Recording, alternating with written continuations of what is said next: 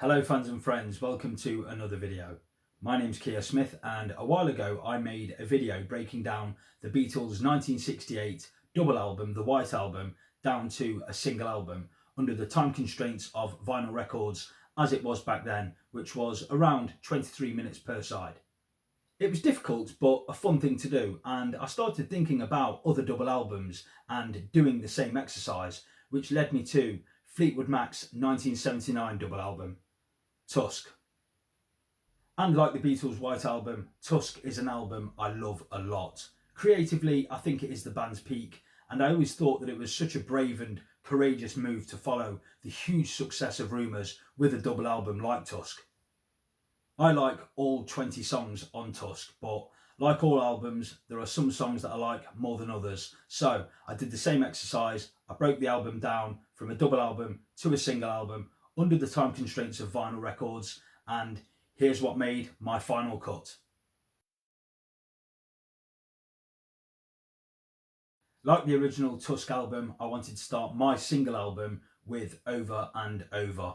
Christine McVie's plaintive vocal is so sweet over that subtle and gentle arrangement. It's quite sparse, but I love those shuffling melodic chords that Lindsay plays and those haunting backing vocals. It sounds tired and weary, but it's a brilliant song and it was always going to be the opening song on this album. The Ledge is next, and this is a bouncy, excitable tune with what sounds like nursery rhyme lyrics, counting on my fingers, counting on my toes. It's ragged, it's ramshackle, it sounds unfinished, but I like it, and it's short and sweet at just over 2 minutes, so this made the cut.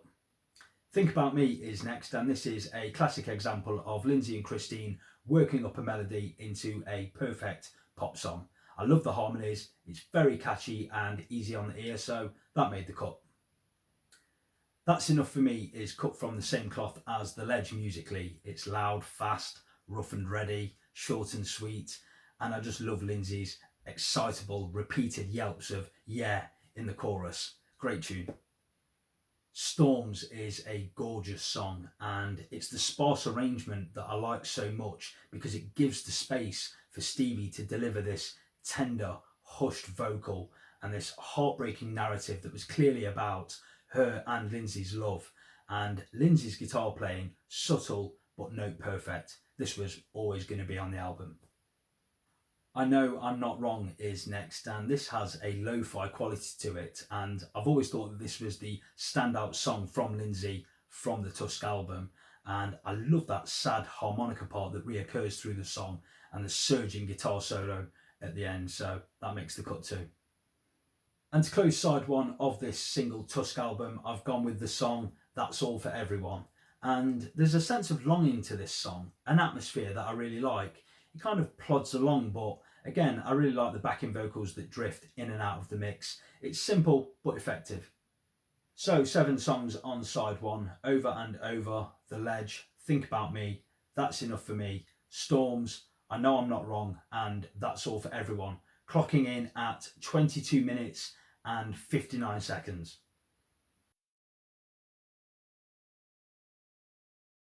So to open side 2 of this single Tusk album, I've gone with Sisters of the Moon. I've always loved this song, the long intro. It's dark and bewitching. Stevie at her best, her vocal delivery is great, and Lindsay's frenzied, manic guitar solos are sublime. And it's easy to single out Lindsay and Stevie too often, but each band member plays their part brilliantly on this great song. Up next is Brown Eyes, which is a song that's all about the vocal delivery and harmonies, which are absolute perfection. Those shalalas are so good. Again, it's quite a sparse arrangement, but that allows the subtle instrumentation and the production the chance to shine. And Mick on drums keeping time all the way through, and then the occasional drum fill, perfectly timed. I love Brown Eyes. Up next is Sarah, all 6.5 minutes of it. I love it all. I think it's absolutely stunning. This is a production masterpiece, and again, this a real space in the song that allows the instrumentation to come through. I love the piano, John McVie's bass, Lindsay's guitar playing is measured, and Stevie's vocal is among her best. This is one of my top 5 favourite Fleetwood Mac songs. Up next is the title track, Tusk, and I think that this is a masterpiece in itself. The tribal drums and the dark, menacing, hushed vocal, and then the outburst of "Don't tell me that you want me." I love Lindsay's guitar riff. John McVie's bass playing again is superb. The mariachi band, Mick Fleetwood's drum solo. It shouldn't work, but somehow it all comes together and builds into a perfect song. And I wanted to close my single Tusk album with the closing track on the original Tusk album, which is Never Forget. And again, this is a very simple melody, a simple song that builds on that clicking drum beat.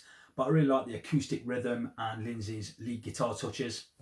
I love Christine's soft vocal on this song, and the 3-part harmonies at the end are just an absolute joy, and it feels like a perfect way to bid farewell and close the album. So 5 songs on side 2, we've got Sisters of the Moon, Brown Eyes, Sarah, Tusk and Never Forget, and they clock in at 22 minutes 53 seconds. So there are 12 tracks on my single Tusk album. There's 20 tracks on the original Tusk album. Here's what I left off. I left off Save Me a Place, which is a really good song. I really like Lindsay's sulky vocal on that song. What Makes You Think You're the One didn't make the cut. I like the bang and clatter sound of that song too.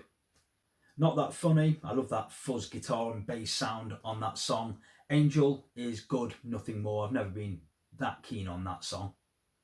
Never Make Me Cry didn't make the cut. It's a nice song, but if I had to choose the weakest song on the album, it might just go to that. Honey High is a nice melody. I really like the counter melody of the vocal arrangement on that song. I didn't pick Walk a Thin Line, and I remember meeting a guy years ago and he told me that Walk a Thin Line was his favourite song from the Tusk album. But the song that I had real trouble with leaving off was Beautiful Child. I think this is a gorgeous song, a lovely vocal from Stevie. Again, the harmonies are lush and a great arrangement from Lindsay. That was a real wrench to leave that song off this album.